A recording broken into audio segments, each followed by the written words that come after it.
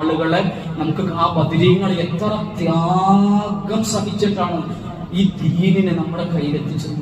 വെറും 300 ചില്ലാനം ആളുകൾ വിശന്ന് പൊരിഞ്ഞ് റമദാൻ 17 അന്ന് വിശന്ന് പൊരിഞ്ഞ ചൂടിൽ മരുഭൂമിയിൽ അല്ലാഹുവിന്റെ ദീന് സംരക്ഷിക്കുന്നതിന് വേണ്ടി യുദ്ധം ചെയ്യാൻ അവർ നിർബന്ധിതരായി.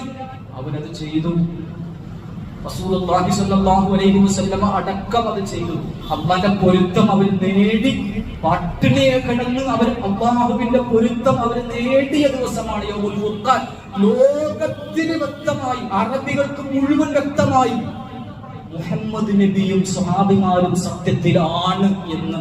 തളർന്നൊടിഞ്ഞ ഈ 300 ചില്ലാനം ആളുകൾ, 1000-ഓളം വരുന്ന ഖുറൈശികൾ, മുഴുവൻ ആയുധ സജ്ജനായി വരുന്ന ഖുറൈശികളോട് യുദ്ധം വെട്ടാൻ പോയിട്ട് മരുഭൂമി ഒരിക്കലും വിജയിക്കൂല എന്ന് അറിയിക്കൂല. പക്ഷേ സ്വഹാബിമാര് ബദരീങ്ങൾ വിജയിച്ചു.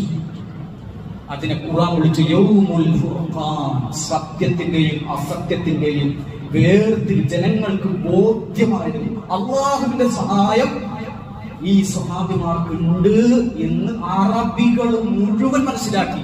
അതിനുശേഷം ഇസ്ലാമിലേക്ക് ഒഴുകാൻ തുടങ്ങി. ബദർ യുദ്ധത്തിന് ശേഷം സല്ലല്ലാഹു അലൈഹി വസല്ലം ദുആ ചെയ്തു, അല്ലാഹുവേ ഇൻ തുഹ്ലിക ഹാദിഹിൽ ഉസ്വാബ ലൻ തുഅബദ ഫിൽ അർദ്. ഈ ചെറിയ സംഘം അവരെങ്ങാനും നശിച്ചു കഴിഞ്ഞാൽ, തകർക്കപ്പെട്ട് കഴിഞ്ഞാൽ, പരാജയപ്പെട്ട ലോകത്തിൽ പിന്നെ തൗഹീദ് ഉണ്ടാവില്ല.